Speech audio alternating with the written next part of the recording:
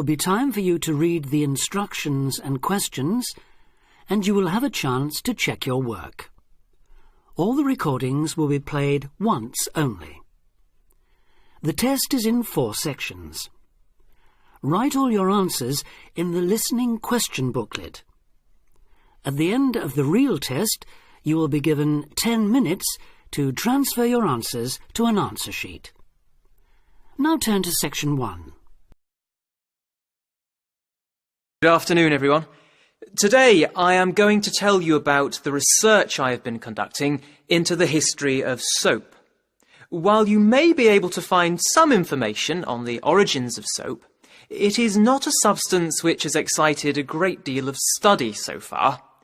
What we do know is that even as long ago as 2500 BC, soap was being used. Of course, initially it was only ever used on clothing rather than the body itself. In fact, although soap has existed for so many years, the use of soap for personal hygiene was unheard of until fairly recently, and is considered to be a relatively modern notion.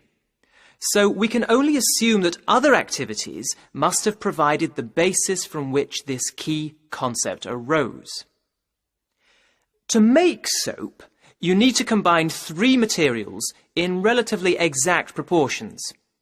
So how is it that these primitive people from over 2,000 years ago could have discovered soap? Well, what these people lacked in technology, they certainly made up for in practical skills. I carried out some experiments using basic techniques to try to find out what people without any chemical knowledge might have observed. And I was able to demonstrate that they would indeed have been able to make a soap-like substance that is not dissimilar to the one we know today. However, it is fair to assume that, as the process requires a certain amount of time and specialization, soap would most likely have only been available in the wealthy communities. Although there are claims that the British Celts and their European counterparts used soap, there is no real evidence that the British colonies of the Iron Age had access to such a product. Now, the history of soap is not easy to discover. As soap is an organic substance, no traces of it remain in archaeological sites, so we have had to rely almost entirely on written texts for our discoveries. Fortunately, there are many of these. The first known written mention of soap was on Sumerian clay tablets dating from about 2500 BC. The tablets spoke of the use of soap in the washing of wool. In another incident, a medical document from about 1500 BC mentions that Egyptians bathed regularly. It also describes how they made soap by combining alkaline salts and oil which they extracted from vegetables. We also know that the Romans used a mixture of earth, soda, and wine to clean their clothes and pots. For the Romans, bathing was not just a matter of hygiene. It was a form of relaxation, a social activity. The bather moved from room to room, getting progressively hotter, until they reached a steamy room where dirt was sweated out and scraped away with a metal blade. The Romans used scented bath oils, but these were used to moisturize the skin rather than to cleanse it, and there is no evidence that they used soap in this way. This is not to say that the Romans did not have soap. During the excavation of Pompeii, a city that was buried under the eruption of Mount Vesuvius in 79 AD, an entire soap factory was revealed, showing that they did in fact have access to soap, but that they simply did not use it for personal hygiene.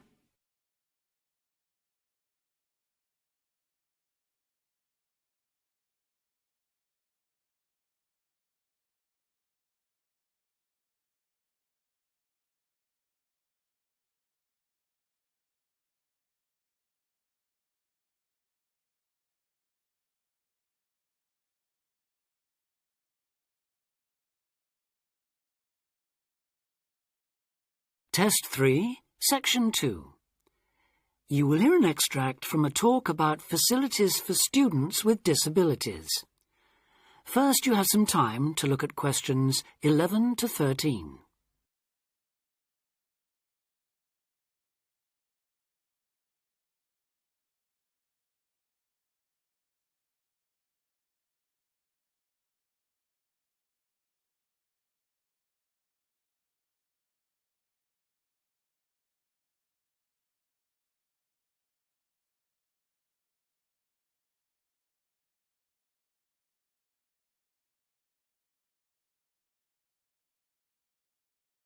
Now listen carefully and answer questions 11 to 13.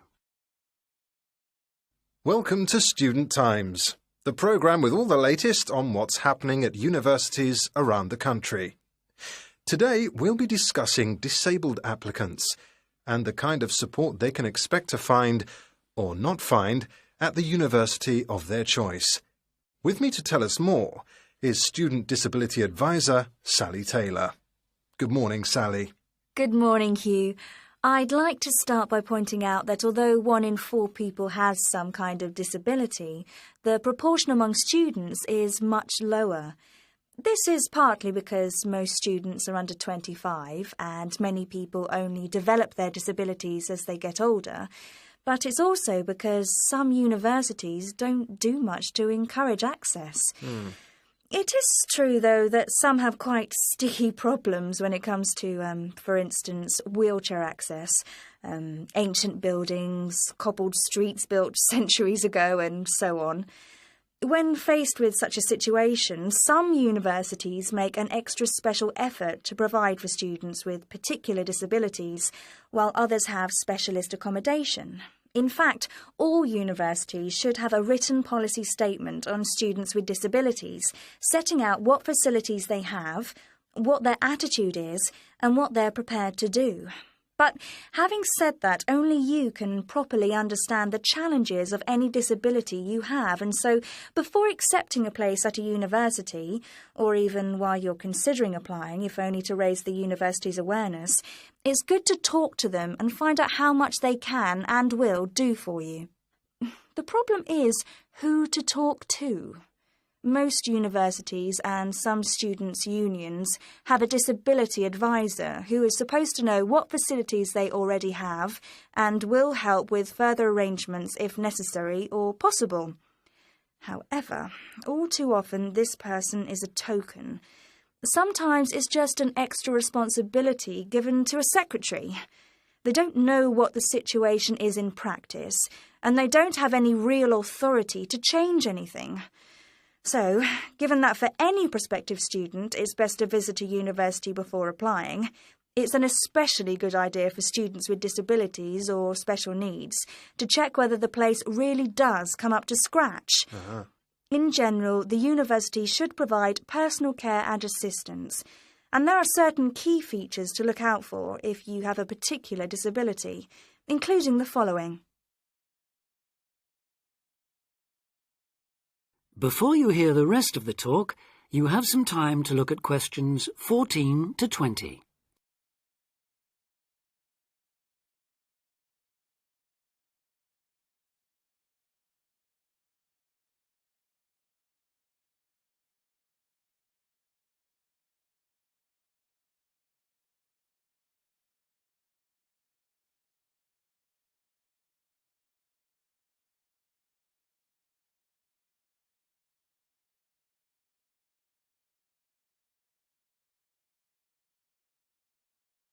Now listen and answer questions 14 to 20.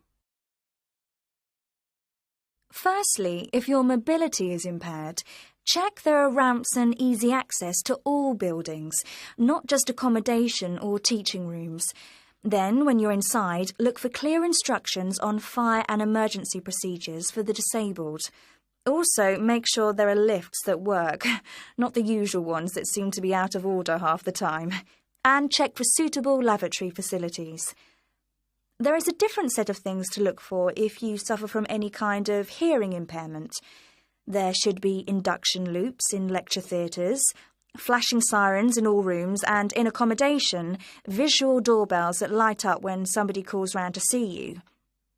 If it is your sight that is impaired, there obviously need to be braille translators of books and documents. In all buildings, the stairs, floors, doorways and windows must have clear markings, and there also have to be special fire and emergency procedures for you. If you suffer from dyslexia, you will need a computer for general use and in exams. And as exams may take you longer to complete, you should be allowed extra time in which to do so. This applies to work in general too. There are, of course, many other possible health difficulties that you may suffer from, such as diabetes, epilepsy, or heart conditions. If this is the case, check the availability of access to appropriate treatment, including medication and/or therapy. Finally, make sure that in the event of an emergency, it is clear what you and other people who may be involved have to do. That is the end of section 2.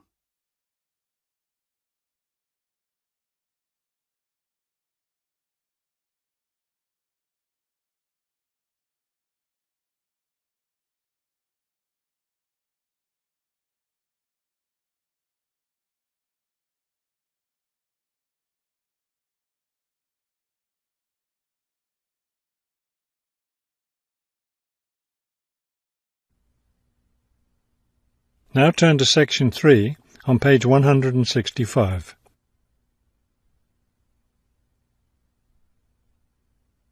Section 3. You will hear a museum director talking to several student interns, explaining their internship duties at the museum. First, you have some time to look at questions 21 to 25 on page 165.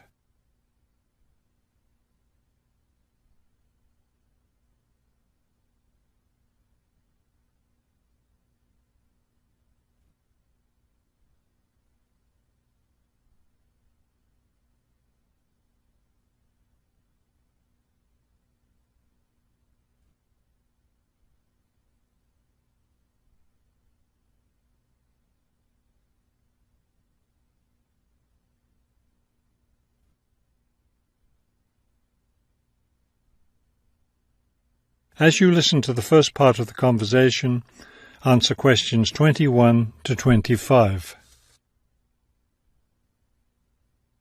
Welcome to the City Museum of Art. I'm Dr. Shirley Johnson, the director of the museum's internship program. Today, I'll be giving you an orientation to the museum and our museum administrator's internship program. Will we get a chance to tour the museum today? Yes, we'll start right now with a tour of the building. We'll skip the basement. Most of that part of the building is devoted to art conservation, which won't be part of your internship. Let's begin here on the ground floor with the museum offices.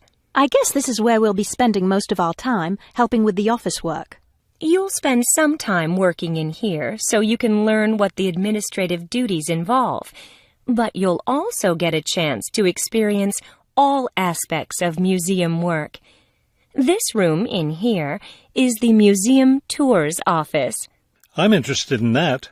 I'd really like to help out with the tours. That's great, because you'll all have a chance to lead some tours and maybe even to develop a tour of your own, too. Let's go up to the second floor now. This is the boardroom in here, isn't it? Will we get to go to board meetings? Only members of the board of directors attend those. Now, back here behind the galleries are the classrooms. You're all welcome to attend any class you want at no charge. But we won't be teaching any, will we? No, the staff of the education department is responsible for that. Let's move up to the third floor now and the research department. Each of you will spend some time working in here. Great. I'd like to help with the research. We're working on some very interesting research projects right now. Also, as an extension of your research work, you'll probably contribute to some of the museum's brochures. I'm looking forward to that. I like writing about art. Another thing I've been hoping to be able to do is meet some artists. You're in luck then. We've planned a reception for the first day of your internship, and you'll have the chance to meet several local artists then. Before you hear the rest of the conversation, you have some time to look at questions 26 to 30 on page 165.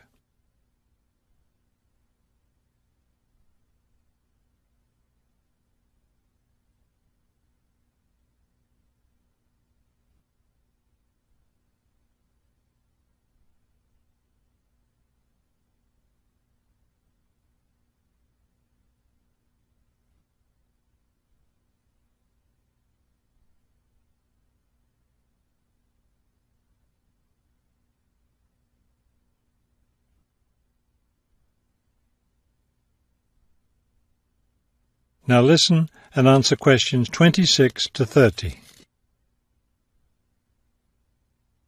Could you give us a little background of the museum? I mean, when it was built and some information about the collections and things like that? Of course. The main part of the museum was built in 1895 with a combination of public and private funds. The new wing was built 60 years later with a donation from the Rhinebeck family. That part of the museum was built for the modern art collection, wasn't it? Yes, it was. In the main part of the museum, we have a gallery devoted to works by local artists, our sculpture collection, and a small collection of classical European art. You mentioned classes earlier. What kinds of classes does the museum offer? In our adult education program, we offer a series of art history classes, and for children, we have a program of arts and crafts workshops. You can get a brochure from the office that will give you more information. I saw a lot of chairs set up in the main hall. What are those for? Those are there for tonight's musical performance. We offer a weekly concert series during the fall and winter, and of course, all of you are welcome to attend. Now, if there are no more questions, let's step into my office and I'll show you your schedules. That is the end of section 3. You now have half a minute to check your answers.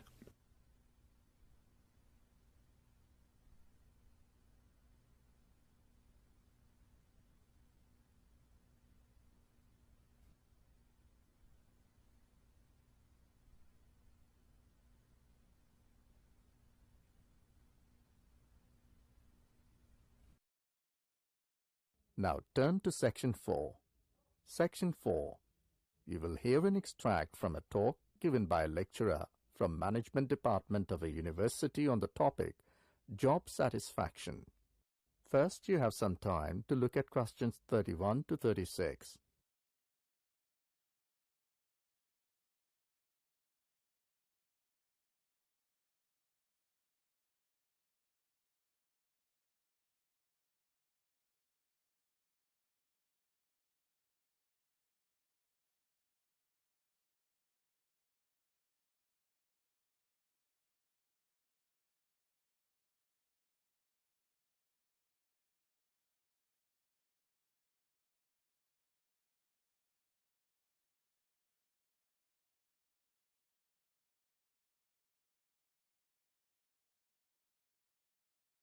Now listen carefully and answer questions 31 to 36. Job satisfaction is how happy an individual is with his or her job. Scholars and human resource professionals generally make a distinction between affective job satisfaction and cognitive job satisfaction. Affective job satisfaction is the overall extent of pleasurable emotional feelings individuals have about their jobs, and is different from cognitive job satisfaction, which is the extent of individual satisfaction with particular facets of their jobs, such as pay, pension, arrangements, working hours, and numerous other aspects of their jobs. At its most general level of conceptualization, job satisfaction is simply how content an individual is with his or her job. Affective job satisfaction is usually defined as a one-dimensional, subjective construct representing an overall emotional feeling individuals have about their job as a whole. Hence, effective job satisfaction for individuals reflects the degree of pleasure or happiness their job in general induces. Cognitive job satisfaction is usually defined as being a more objective and logical evaluation of various facets of a job. As such, cognitive job satisfaction can be one-dimensional if it comprises evaluation of just one aspect of a job, such as pay or maternity leave, or multidimensional if two or more facets of a job are simultaneously evaluated. Environmental factors. One of the most significant aspects of an individual's work in a modern organization concerns the management of communication demands that he or she encounters on the job. Demands can be characterized as a communication load. Individuals in an organization can experience communication overload and communication underload, which can affect their level of job satisfaction. Communication overload can occur when an individual receives loads of message in a short period of time, which can result in unprocessed information, or when an individual faces more complex messages that are more difficult to process.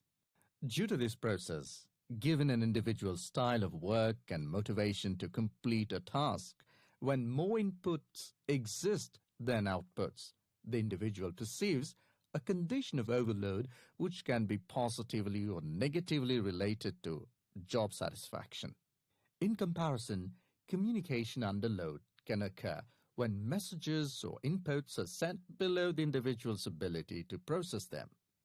According to the ideas of communication overload and underload, if an individual does not receive enough input on the job or is unsuccessful in processing these inputs, the individual is more likely to become dissatisfied, aggravated, and unhappy with their work that leads to a low level of job satisfaction.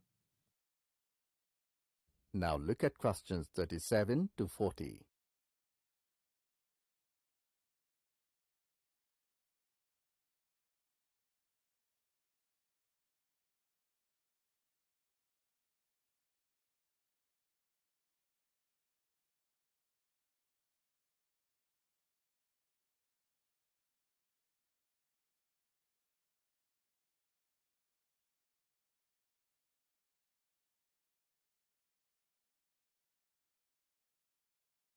Now listen to the second half of the recording and answer questions 37 to 40. Superior-subordinate communication. Superior-subordinate communication is an important influence on job satisfaction in the workplace.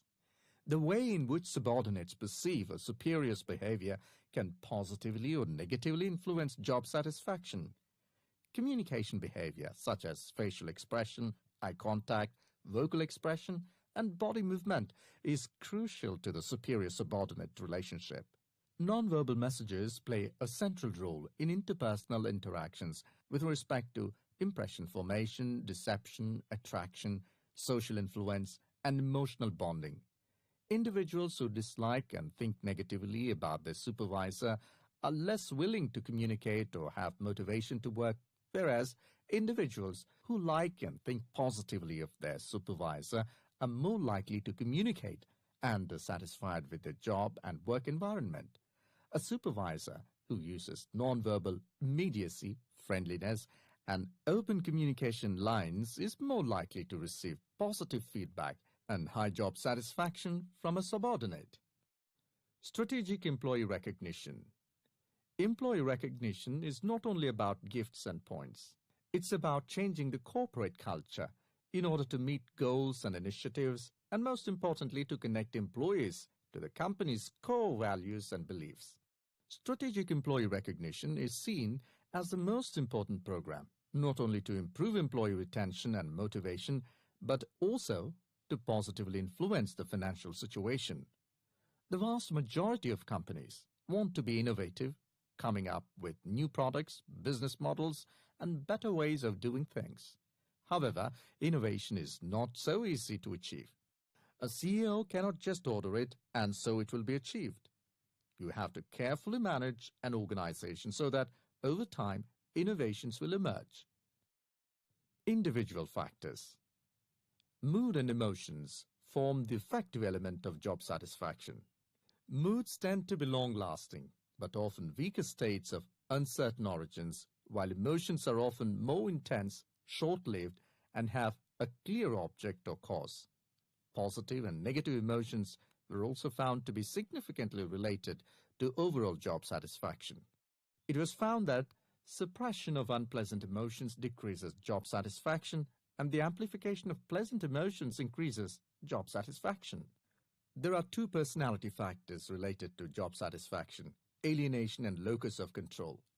Employees who have an internal locus of control and feel less alienated are more likely to experience job satisfaction, job involvement, and organizational commitment. The characteristics like high self-esteem, self-efficacy, and low neuroticism are also related to job satisfaction. That is the end of section 4. Now you have some time to check your answers.